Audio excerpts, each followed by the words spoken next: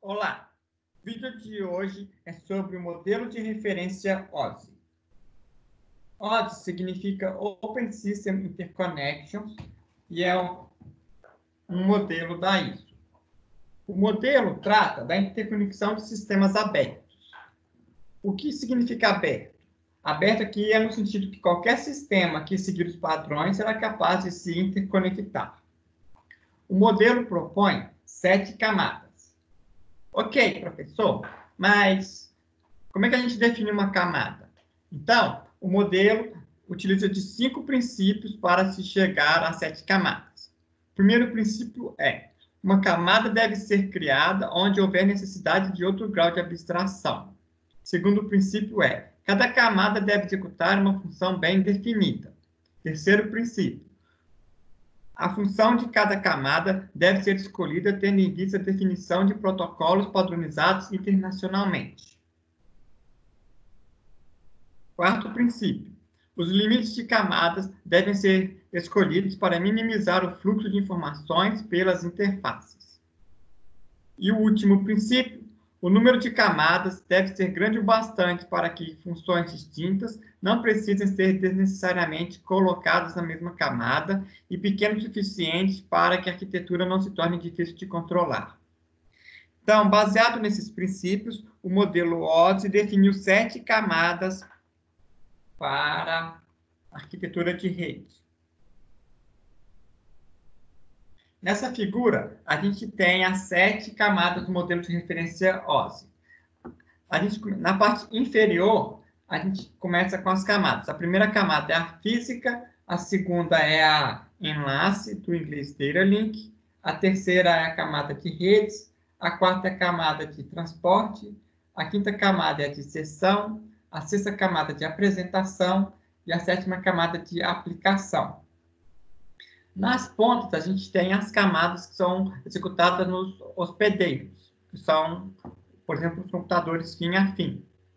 E no meio, a gente tem, por exemplo, as camadas que são executadas num roteador. As pontas, então, executam as 7 camadas. Já, normalmente, no meio, executam menos camadas.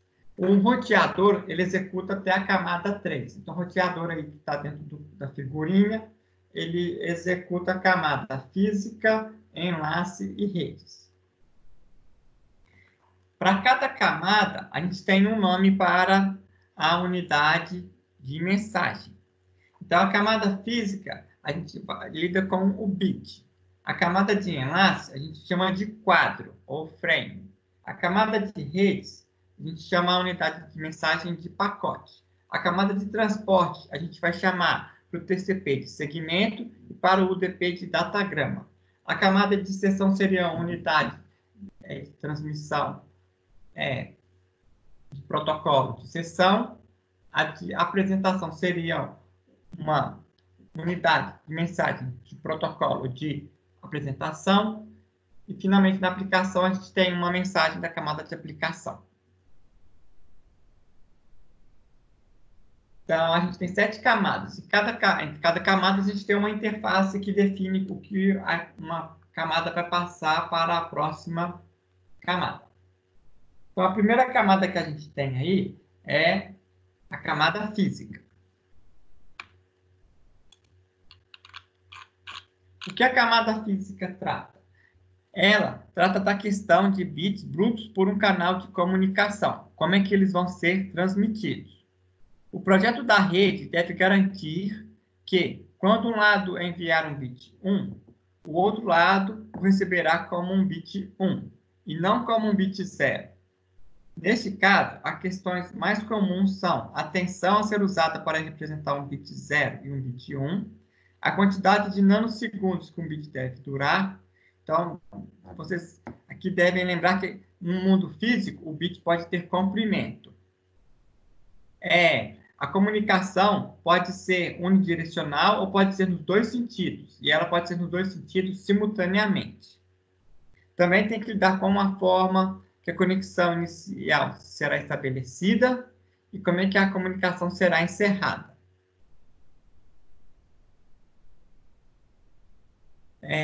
Outra questão é ainda quantos pinos o conector de rede terá e qual será a finalidade de cada pino. Então, tem a ver aqui com a parte de interfaces mecânicas, elétricas e de sincronização, e como o meio físico de transmissão que se situa abaixo da camada física é que me tirar os bits.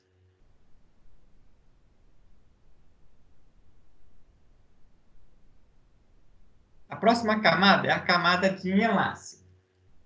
A principal tarefa da camada de enlace de dados é transformar um canal de transmissão bruta em uma linha que pareça livre de erros de transmissão não detectados para a camada de rede.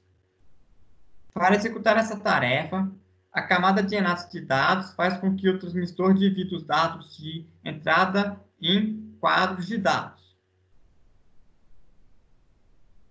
e depois transmite os quadros sequencialmente. Se o serviço for confiável, o receptor confirmará a recepção correta de cada quadro, enviando de volta um quadro de confirmação. Pode ser positiva ou negativa, para identificar o recebimento correto ou incorreto dos quadros de dados.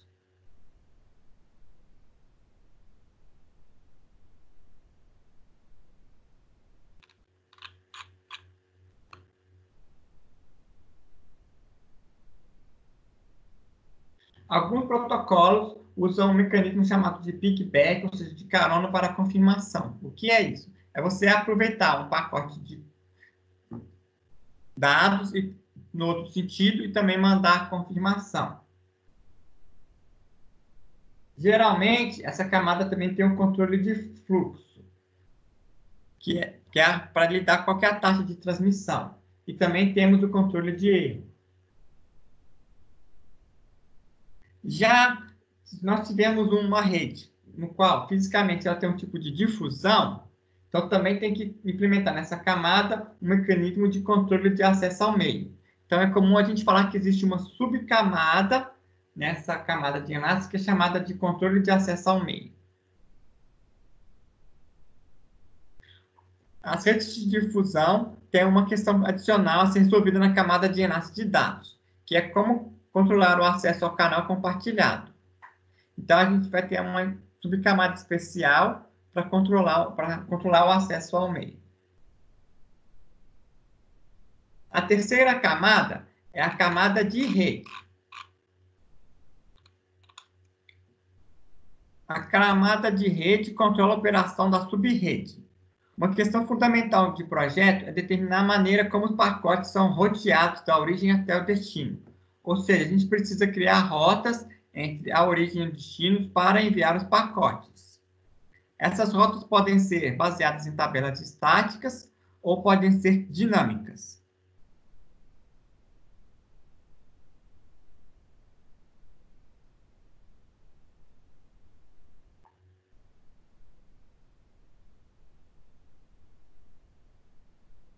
Então, a gente pode ter um seguinte problema. A gente pode ver a rede como se fosse um grafo, onde cada roteador é um nó, e se um roteador está ligado a outro roteador, vai ter uma aresta.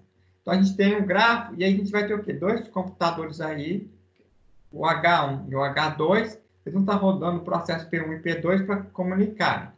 E aí, você vai querer mandar uma mensagem que vai passar por esse grafo, e a gente tem, então, detectar uma rota que ligue o H1 ao H2 passando aí no grafo.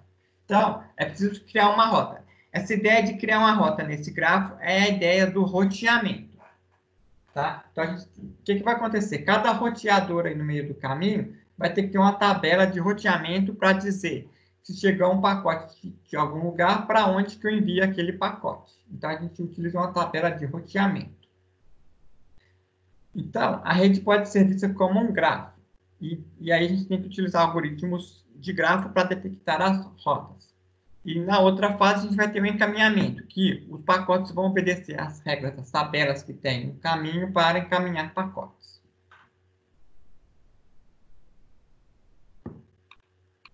A próxima camada é a camada de transporte.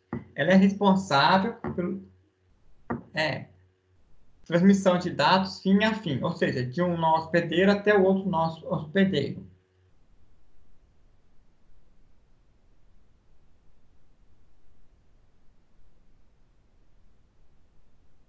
A camada de transporte também determina que tipo de serviço deve ser fornecido à camada de seção e, em última análise, ao usuário da rede. O tipo de conexão de transporte mais popular é um canal ponto a ponto livre de erros que entrega mensagens ou bytes na ordem em que elas forem enviadas. No entanto, outros tipos possíveis de serviços de transporte são as mensagens isoladas, sem nenhuma garantia relativa à ordem de entrega, e a difusão de mensagens para muitos destinos. O tipo de serviço é determinado quando a conexão é estabelecida.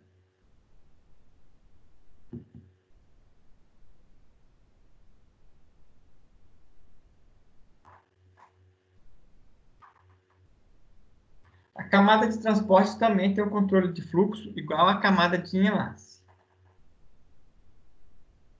A camada de transporte também pode ter máquinas de status para estabelecer, abrir e fechar conexões. Então, aqui a gente tem um exemplinho de uma máquina de status, no qual você pode trafegar nesses status para abrir e fechar conexões. A camada de transporte também pode ter algoritmos para fazer o controle de congestionamento. O que é o controle de congestionamento? Então, imagine que você tenha uma rede que esteja engargalada. Então, a taxa de transmissão tem que ser regulada pela capacidade da rede. Então, aqui no exemplo, aqui a gente abrir a torneira demais, a água vai, no primeiro exemplo, a água vai chegar até o balde. Já no segundo exemplo, mesmo a gente aumentando a capacidade do balde, a gente tem um gargalo no caminho. Então, essa rede consegue transmitir, ter uma vazão menor. Então, se a gente abrir muito a torneira, o que vai acontecer aqui? No exemplo da água, a água vai voltar até a torneira. No exemplo de redes, o que acontece é, os pacotes são perdidos, porque o buffer do roteador enche, e aí o roteador não consegue mais transmitir mensagens. Então, o ideal aqui é controlar a taxa que a gente vai abrir essa torneira. No caso aqui, a gente vai controlar a taxa de abrir a torneira de acordo com o gargalo da rede. Temos um outro controle que é diferente, é chamado controle de fluxo. O controle de congestionamento é para determinar a taxa em razão da capacidade da rede. O controle de fluxo ele vai depender da taxa em razão das pontas, ou seja, dos nós hospedeiros em processar as mensagens. Então, a gente tem aqui o que a gente chama de problema do produtor-consumidor. Imagina que eu tenho um produtor que transmite os dados, então eu estou aqui falando muito rápido para vocês entenderem que estou falando rápido demais. Aí, se você colocar no vídeo no lado, lembra que eu estou falando rápido demais. E do outro lado, a gente tem aí uma lesminha que recebe os dados.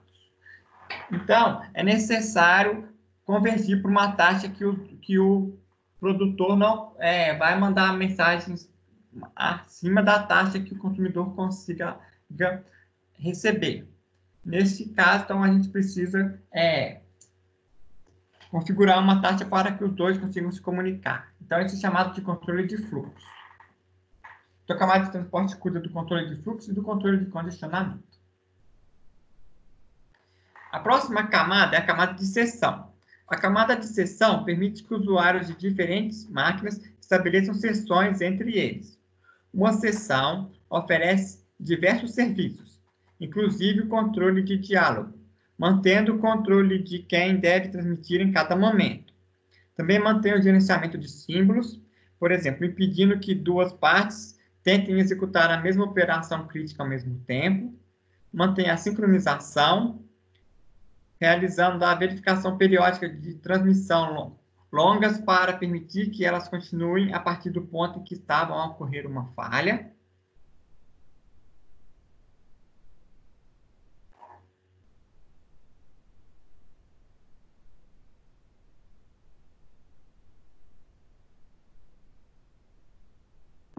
A camada de seção também cuida da parte de autenticação, permissões e identificação. Exemplos de usos que precisam da camada de seção. Por exemplo, se eu tiver uma aplicação de voz e vídeo em filmes, a gente tem que sincronizar a voz com as imagens. Então, isso aí pode ser feito na camada de seção. E se eu quiser também, por exemplo, operações de controle remoto. A sexta camada é a camada de apresentação.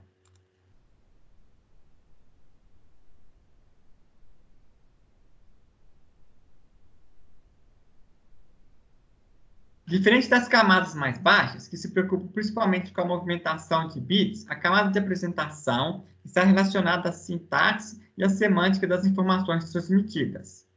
Para tornar possível a comunicação entre computadores com diferentes representações de dados, por exemplo, como é que o computador armazena os dados? Tem computador que armazena os dados usando o Little Endian, que estamos aí do lado direito, e tem computadores que armazenam os bytes usando o Big Endian, que é o lado esquerdo. Ou seja, tem computadores que o byte mais significativo é o byte da esquerda, e tem computadores que o byte mais significativo é o byte da direita. Então, repare que se eles forem comunicarem entre si, pode haver problema aí na hora da conversão dos bytes. Então, por isso a gente tem que... A camada de apresentação cuida desse problema.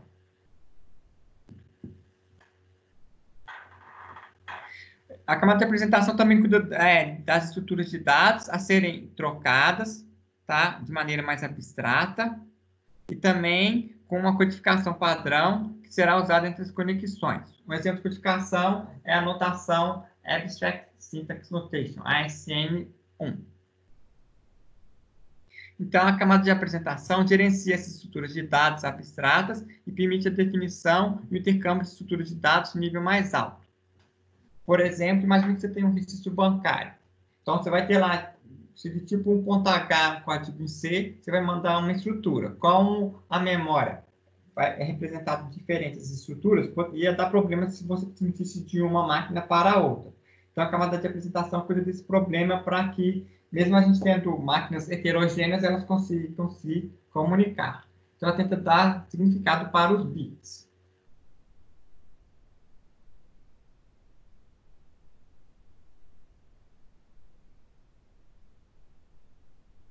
E a camada de apresentação, ela geralmente é usada pelo usuário.